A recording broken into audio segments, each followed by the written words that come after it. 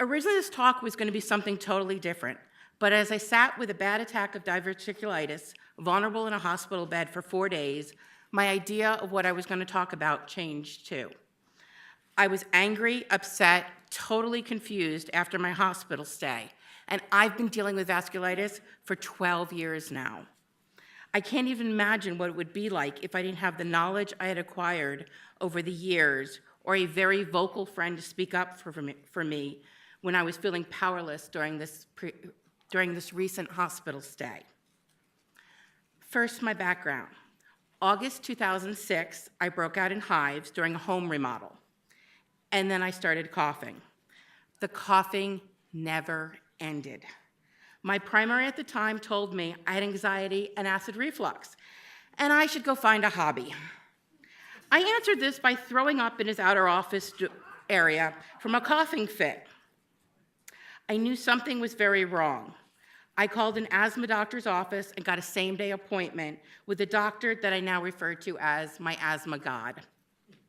He never gave up, and on April 1st, 2007, I was officially diagnosed with Church-Strauss syndrome, before it had its fancy new name of EGPA.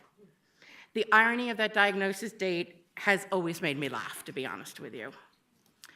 I flew to Cleveland Clinic because I refused to believe I had anything wrong with me. They sadly confirmed my diagnosis. I was very angry.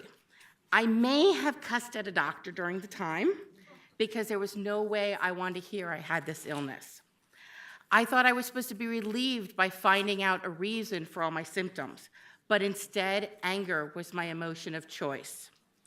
I did the fun of Cytoxan, methotrexate, Imuron, Celsep, and, as he was telling you in the past, very high-dose prednisone.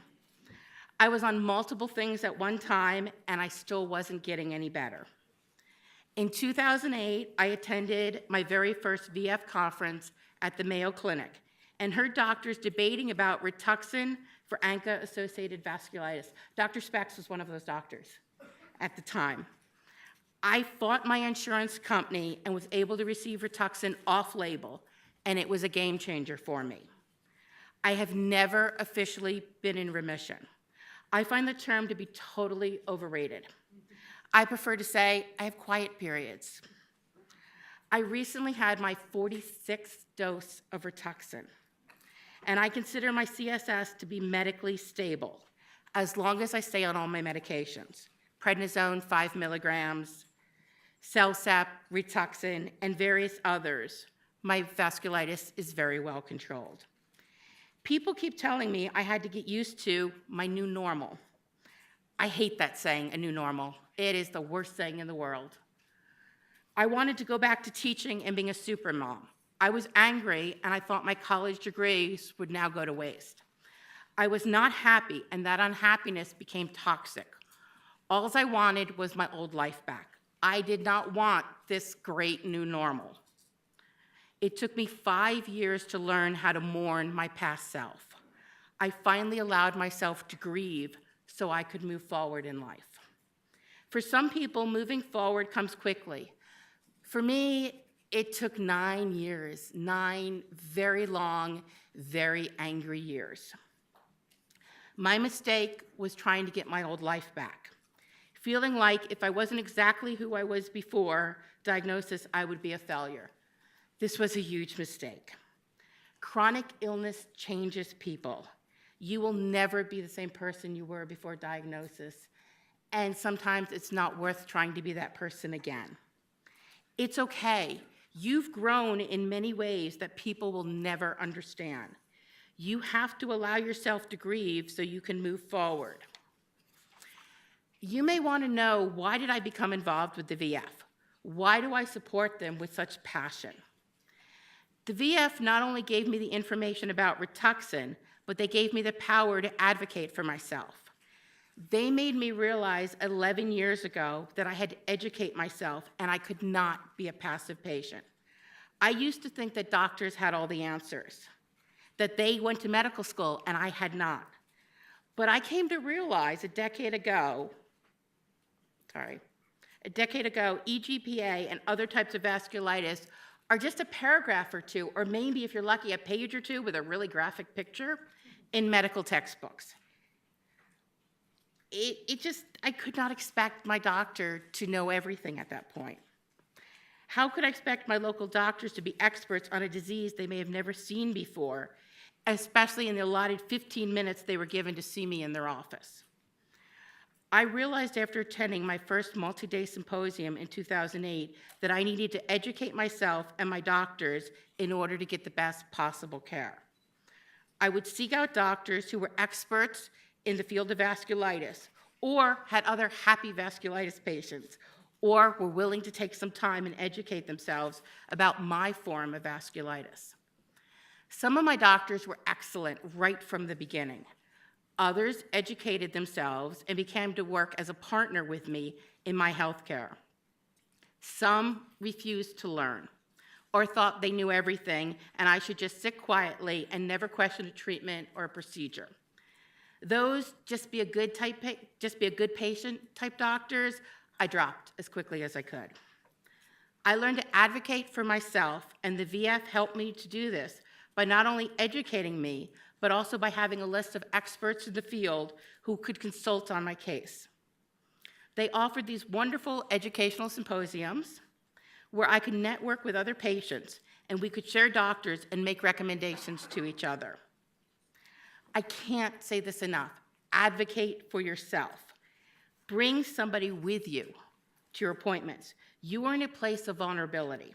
Let someone else be the bad cop.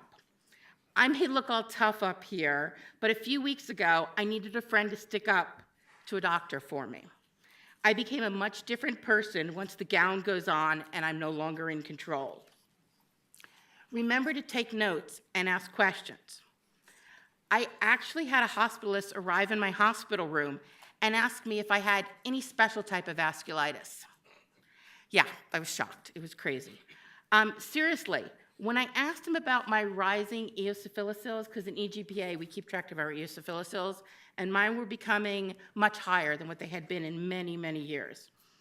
He told me all types of vasculitis have increased eosinophils, and it's perfectly normal. It just means we have the disease. There's nothing that can be done about it.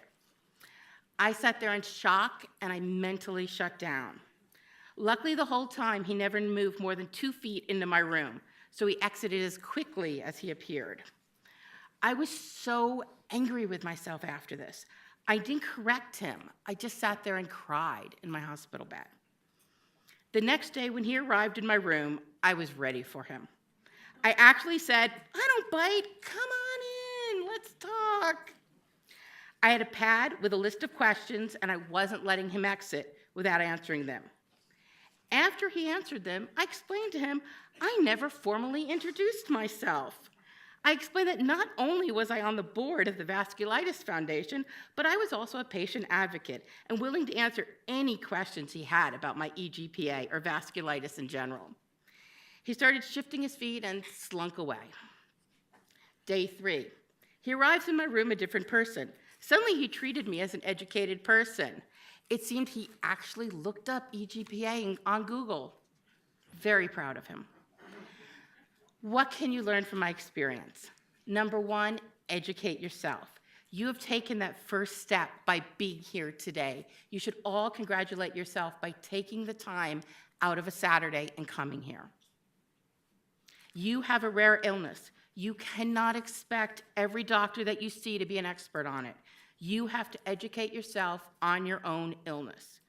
This doesn't mean you will be telling your doctors what to do, but you will be working with them as a team. You have to respect your doctor and the knowledge that they have had, and they need to respect you as an educated patient. You have a responsibility to be honest with your doctor. Don't hide things. If you're trying some unconventional treatment, and we won't mention one of the big ones now that people are trying, they should know about it. Don't be scared to tell them. If you want honesty from your medical care team, then you need to be honest with them. It's a two-way street. This is not a quick illness. Vasculitis doesn't just go away. There is no magic pill. You are here for the long haul. So your relationships with your doctors and caregivers are a very important aspect in both your physical and mental well-being. Not every doctor is great for every patient. Even though another patient may love a doctor or they are the absolute expert in their field, they may not be the best one for you, and that's okay. You have choices. My current rheumatologist, after going over my test results and exams, lets me know what she's concerned about. She then asks me, what am I concerned about? And what I'd like to do about it. After listening to me, she tells me what she would like to do. And then we work together to come up with a plan. I appreciate the feeling that I have a real say in my medical care and choices. Sometimes I'm too sick and I just say, I don't know, just spin the wheel, let's see where it lands and go from there. She understands that at times, that I want to be told what to do, and she respects when I want to have more say in my care. Currently, this just 2 weeks ago, I had a top surgeon at a very good hospital tell me what he saw was my only option. I asked him questions, and he became very defensive and basically say, it's my way or no way. I cried. As you can tell, I cry a lot. I cried when I left his office. I cried in my car, and then the crying turned to anger. He never listened to me as the patient and my fears and my concerns. He may have been the best, but I realized he was not the best for me. I have since sought out other opinions, which is totally exhausting, and the wait for these opinions tends to take a long time. But when I do this recommended surgery, I want to make sure the surgeon understands I am part of the team and not just a body sitting in that bed. So my overall message is you need to get involved.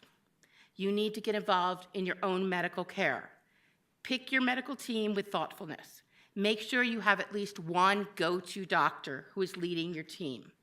This may not necessarily be your rheumatologist. I have formed a very strong bond with my diagnosing asthma god, and he is my go-to doctor when I have strange questions or just need reassurance. Get involved with educating yourself about your illness. The VF has a very large library of webinars and talks. Go look at them, go through them, see what you can find. Read everything you can from research-based websites. And I need to repeat that, research-based websites, not somebody's dog's chiropractor is telling you what to do. Please look for the research-based websites. Ask questions. You will be surprised how many researchers will be willing to answer your questions about a particular article or study. Usually their email is at the bottom or their name and their institution. Just write them. It's amazing how they will answer you. Get involved with your life. Put yourself out there again. I don't know how many are newly diagnosed patients or have been diagnosed for a while. But wake up each morning and just put one foot in front of the other. Just keep moving forward, both mentally and physically. If I was given the opportunity to hide under my covers, I would. It would be so nice and comfortable and be a good time. But my children, when I got diagnosed, were ages 9, 12, and 14, and I was homeschooling 2 of them. My husband travels extensively with his job. My family lives on the other side of the country. I had no choice but to get up each morning, get the kids ready for their days, and just move forward. I'm almost grateful that I did not have a good support system. It made it so I just had to move forward. I couldn't rely on anyone else but myself. I'm a lifelong learner, and nothing was more devastating to me than after months of Cytoxan, I had lost my power to comprehend long technical materials, along with, I lost almost all my hair. Kind of shocking. But I adjusted. I now read shorter articles, snippets on the internet, and realize that I may never be able to go back to reading 300 pages a day, but I still keep challenging my mind and moving mentally forward. And hair's back, which is kind of nice. Your movement may be at a snail's pace, but it's movement. Don't be hard on yourself. You will have to adjust to any new limitations you may have. I need to rest more than I ever admit to anybody. Fatigue is a huge part of autoimmune conditions. I know I can work like a madwoman for a day, but then I need 2 days to rest. I schedule in my rest days. I actually have, after this conference, I have nothing scheduled for Monday or Tuesday. Those are my rest days, and I know that's what my body will need. I cannot teach in a classroom anymore with my germ-infested children due to being immune suppressed, but I found out I can teach adults and I can teach online. Get involved with the patient community and the Vasculitis Foundation. Some of you are brand new here. Some of you, this is the first time you've ever heard of the Vasculitis Foundation. Joyce, Ed, Whitney, Beth, they're all amazing people. Take some time to get to know them and see if any of your talents can be used for the greater good of the vasculitis community. New patients need to hear from veteran patients that everything will be okay. They need to talk through their fears and worries. Be that person that just listens. It's not always about giving advice. Sometimes people just need to talk to someone that has been through it too and truly understands their feelings. Be that listener to a newly diagnosed patient. Lastly, get involved with your own well-being. Being positive may be the hardest thing. I know all the self-help books tell us time and time again about being positive, but truthfully, it really does work. Find something positive even in the darkest circumstances. When my kids were in school, at dinner, I always asked them to tell me 3 positive things that happened to them each day. I wanted to teach them to focus on positive instead of wallowing in the negatives. And yes, things they would give me were like, well, I'm happy I wasn't totally the last person picked for volleyball. But we took it. Any little help works. I had to learn to actually do that learn to do that for myself after diagnosis.